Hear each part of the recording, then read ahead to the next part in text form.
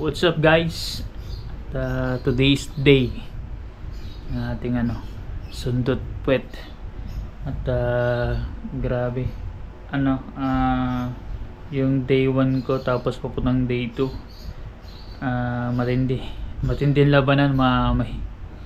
So hindi ako masyado nakatulog gawa nung kumukulo-kulo ang tiyan ko. At kumbaga mamaya pang yung magiging procedure mga 11 AM. So pa lang ngayon, alas 6 something, basta mag alas 7. So dinali ako mamay. Ito 2 liters na Pocari, hinati ko sa tig 1 liter. Kinonsume ko siya mamay. May kasamang ganito, yan, Surelax, tapos may iba pa, may Dolculax, may rest time. Yun ang mga pinaginom ko na gamot mamay para yun nga, bowel preparation. So sabi ng doktor, i-take ko ng may sequence kasi may binigay sa akin na guide mamay. So kailangan kong sundin yun. Tapos yung pagkain is puro na lang simula morning kahapon, soft diet, lugaw, tapos noodles. Yung noodles na hindi instant noodles yung yung nabibili mismo na noodles na paggawa lang na sa flour, basta hindi instant. Tapos tubig, so tapos clear soup, so pwede yun. So pagkatapos ng tapos tinapay pa pala mamay, kailangan pwede yun, mga light lang na tinapay. So after 5 PM yun, talagang puro tubig na lang. Tubig, juice, apple juice pa sa mga juice, ganun, mga clear lang. Tapos soup, yun ang tinira ko, may soup na lang. Tapos konting juice hanggang kaninang madaling araw. So after nung live stream, natulog na ako. Tapos may ininom pa ako na gamot kasi kaya medyo na late kasi kailangan inumin eh. So pagkatulog ko, maya mga madaling araw may doon na nagsimula ng labanan. So ilang beses na ako pa balik-balik sa CR may hindi na mabilang hindi na mabilang. Kaya ngayon ganda tayo kasi syempre halos bloated ako na sa sobrang ang dami kong ininom kanina. 1 liter mamay, yun, every 15 minutes inumin mo. Tapos lagi na may tinatawag ka sa CR mamay. At hindi na nga mabilang mamay kung ilang beses na ako pabalik-balik. So para ang lihalabas natin is puro liquid. So talagang lilinis yung digestive tract natin kasi doon ipapasok yung aparato para sa colonoscopy. So antayin muna ako may mga pa mga 3 hours kasi dapat by 10 AM nandun ako sa hospital para sa may pipilap na tas preparation. Tapos 11 AM ang procedure. So siguro mga 30 to 45 minutes daw sabi ng doktor. So hopefully mamay pag check ng natin digestive tract, sana okay lahat mamay, walang problema. So sana pag-pray ninyo ako yung mga viewers natin at mga kaibigan natin. So di bali may gastos, ayan natin lang yan, kumbaga may poproduce yan, malagay sa ma-check tayo. So tsaka sa mga viewers natin yan, na talaga ako, nag-convert na ako sa healthy lifestyle, movement, tapos yung kinakain talagang totally parang nag-overhaul tayo sa ginagawa natin. So para at least maginhawa ng katawan natin. So yun ang pinaka-importante, pinaka-puno ba nating lahat. So kung ano mga karirang natin ang ginagampanan dito sa mundo. So yun, update na ako mamaya kasi nasisir na naman ako. Yun mamay, update na ng tiyan ko at kailangan ko muna matulog kasi kailangan natin ng energy mamaya. Ay nako, hirap. Wala na tayo, panay tayo CR pero puro na lang, syempre tubig na lang ang nalabas. Wala tayong kinain simula kanina. Puro ano, ang last ko na ininom po Parasute na may ito may laxative, nakahalo siya mamay. So yun ang panay ako dumi mamay, tubig na lang yan, nakapangina. Kaya nilibon na natin matulog kasi maya pang ano natin alis. Yun mamay, nakaligo na tayo, is ganda muna tayo. Ano ako, nangihina na maabyan tiyan na CCR, pero kailangan kong ano, inigdat muna, gawa ng ano, malapit na, siguro ko 1 oras lang mahigit yung ano natin, procedure. So pupunta na kami ni number 1 basher ko. So nag-absent po na sa trabaho niya para samahan ako mamay. Siya kasi mag-assist sa akin gawa nung may asikasuhin ng mga papel. So doon tayo sa ano, saan tayo? Saan ako? Minor ano? Minor OR. So doon gagawin ng procedure.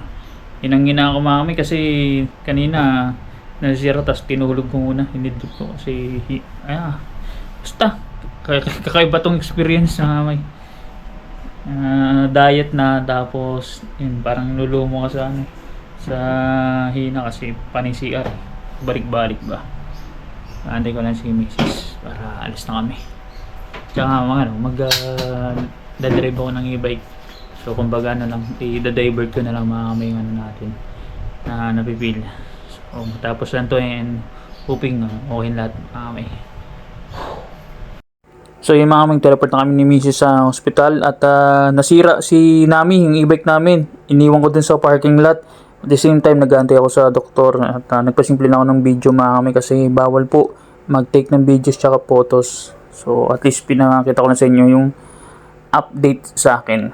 Yun guys, natapos na ating procedure ng colonoscopy. So tingin nyo, nakatulog ako hindi ko alam kung ano nangyari. Basta inabot ng halos 45 minutes na procedure kasi 12 plus ako na nag-start. Tapos nakita kong orasan 1:30 at palabas ako, sabi ng doktor ng anesthesiologist na bawal pa ako mag-drive. Hindi talaga makapag-drive mamay kasi yung e-bike ko na isa is nasira nung papunta kami sa hospital ni Mrs. So nandun siya sa labas, pupunta natin sa labas sa mga pinark ko at papakata ko nun sa tricycle papunta dun sa sa pagawaan. Tatanong ko kung magagawa, ipapatik natin kung anong naging problema kasi umandar naman siya nakalabas kami kanina, kaso lang nung pagdating sa highway wala, hindi na siya naka-on lang siya, pero pag pinipisil mo yung cylinder wala, hindi siya na move forward. Punta lang natin sa labas mga kami.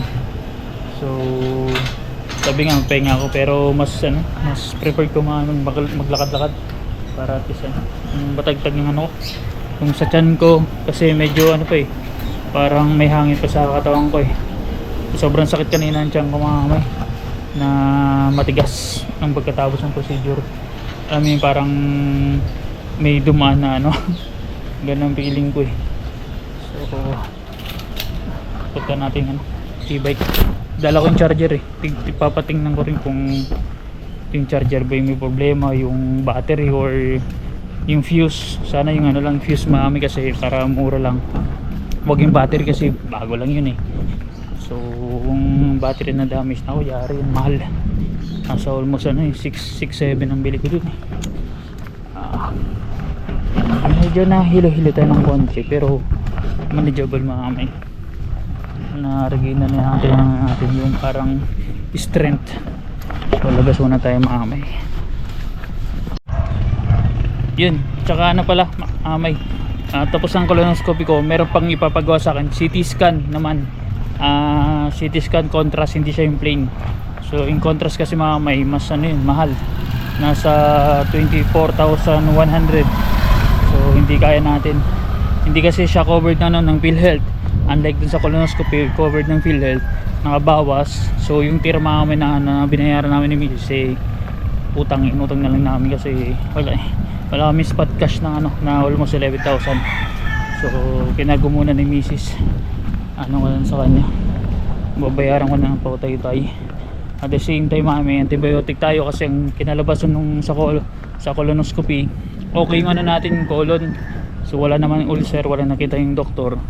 Ang sa appendix mamay, ito double check dun sa CT scan, contrast kung ruptured ba talaga. At the same time meron akong meron nakita dun na yung findings is new colonic growth tsaka internal hemorrhoids grade 2. Tapos yun nga, di ba nagtiko ng ng antibiotic.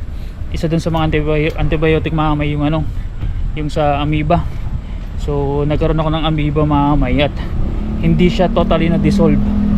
So nandun sa sa picture mamay yung yung parang ispat ng ng amoeba.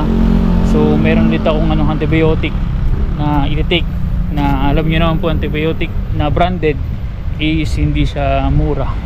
Mababa siguro yung 70 kasi yung bili ko nung nakaraan ng isang 73 yata, para 71 ganun. So kaya galos na naman mamay.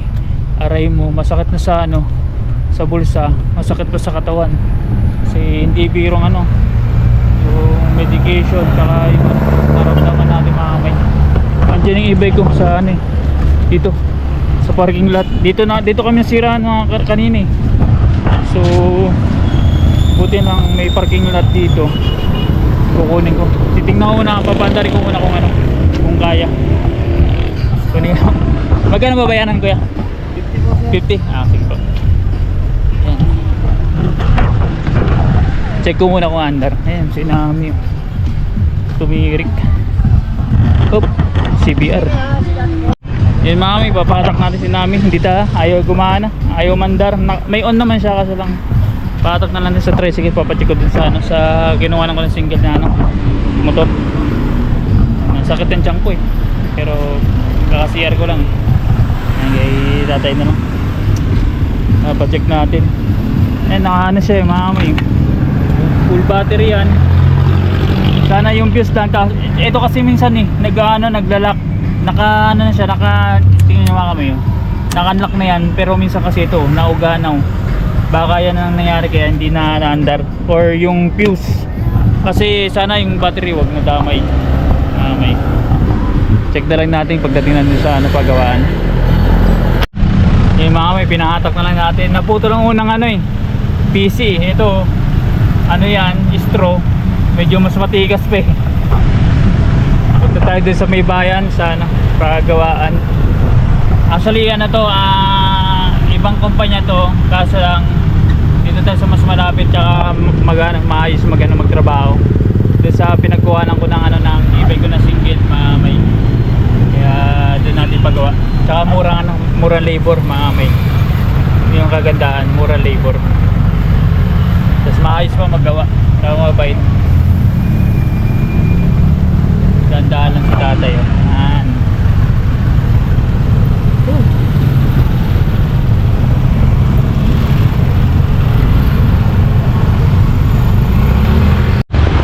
dito tayo sa Yonsland. Dito ako bumili ng e-bike ko yung single. Ito, papaayos natin, papacheck natin yung e-bike natin na 3 wheels. Wala, ito tumirik na tabi lang natin mga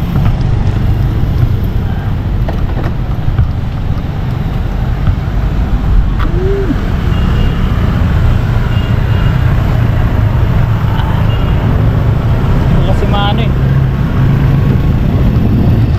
dahil nating technician wala yan, nagaganda ng yan, trail saka yung single dito mga malakas dito yung e-bike mga kinuha lang daw pasilip natin kasi yung tingin ko mga baka sa fuse hindi ko kasi ako nagbubutbut ng baka magkamali ako yung mga chinecheck na ng technician yan, malapit yan ng technician dalawa. Check yung battery saka dito namin. Wala na akong diare. Silipin na lang natin mamaya kung anong problema. Sana maayos kasi ito kasi namin transportation namin ni Mrs. pag napunta sa trabaho. Laking tipid namin, hindi na naman masabi. Check niya yan. Ayan. Babarinahin na. 2, 4, 6, Tingnan, tingnan. 30, 100. Kumita natin, sisilit ko na lang din eh. Oh. 30. 30. Plus 60. Ano ba yun? Okay, 30. 30. 60. 60. Kasi yung dalawa. Oh. 90. 90. O, yan. Yung ano? Ayan. Okay, check ng Oh. views. Okay naman? Buo.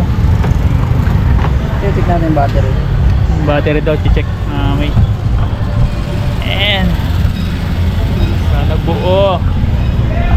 Ito yung binili ko dito, sa kanila din binili. Ito. Ano to eh, bagong bago.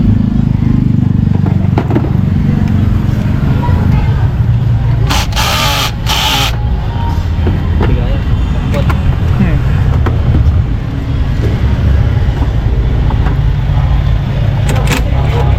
Ayun.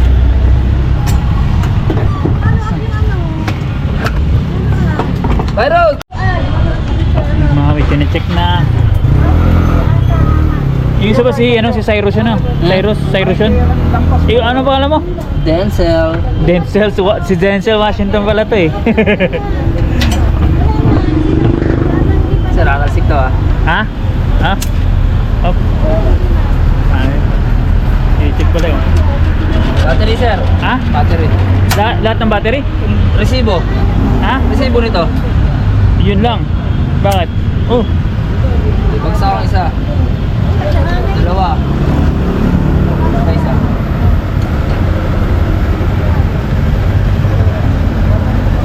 Yan ang hanapin ko. Bagsak ang dalawa sir. Bagsak ang dalawa? Kung nakawaran, kung wala pa 6 months, waran dito sir. Naka-warranty? Ayun. Okay ito. Pag papalitan, magkano ang battery? Isa? Isang piraso sir. Oo. 1,300. 1.3? 1,000. 1,000? Yun mga may, dalawang battery. So yung mga may, kaya pala hindi nausad kasi may dalawang battery na problema. So papalitan. Kaso lang walang bakante. Ayun lang. Aray ko. Baka merong ano dyan. Sira pang ano nyan, yung Andre. dalawa mga may. Tinesting niya ni Denzel Washington. Paano kaya yan? Wala dyan? Meron tayong malakas sir. Oo. Para may magamit ka lang. Oo. Smart. Yan. Ito lang malakas. Yes. Hindi kasi, hindi na gaano. Walang bumagsak eh. Kasi kasi gamit na gamit ng mga gamit. Napunta kami ng Metro Mall eh. Dalawa. Kaya pala hindi natagos yung series. Yung pala yun. Yung una okay, yung pangalawa hindi. Ito okay, hindi ito sa gitna, ito sa hindi okay. Okay ito. Paano mo nadala dito yan? Batak ng tricycle. Kagagari ko nga sa hospital nahihilo pa ako. Kasi kailangan namin to eh. Kailangan namin maayos kasi gagamitin eh. OMG. Bagsak din naman yan. Pag-ipunan mo na lang sir. Malang sensit to, 6.7 na, parang 6,300. 6.3 pa. Isang piraso, 1,300. 1.3 isang paraso mga kamay. Ayan. Tingnan natin mga kamay. Ayan. Kung aandar.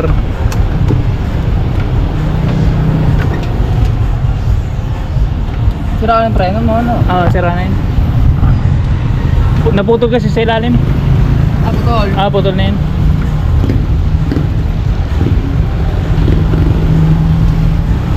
Yun, nagana. Basta talaga basta talaga pag technician alam. Tsaka mabilis. Alam-alaman lang. Hindi Hindi ako babalik dito kung hindi kayo marunong. Oo, mamay, di ba? Na-under na. Goods na, di ba? ano,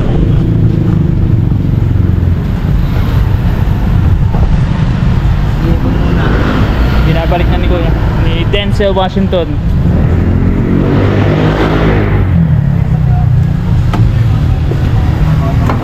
Goods na mga may goods. So yung mga may, umanda na si Nami, na-discartean ni Kuya, ni Denzel Washington. Ang bilis, di ba? Sabi ko sa inyo eh, ang dali lang ng ano, na pag once talaga marunong. O, di ba? Nasolusyonan niyo na agad kung anong problema. OMG. Uwi na tayo. Tayo nga. Yung mga may, pauwi na tayo. Okay na si Nami, working na. Ang lupit talaga ng technician, sabi ko sa inyo eh. Tsaka mura talaga sa Yonsland. Eh yung ano, yung problema, battery. So ano, may parang defect yung battery.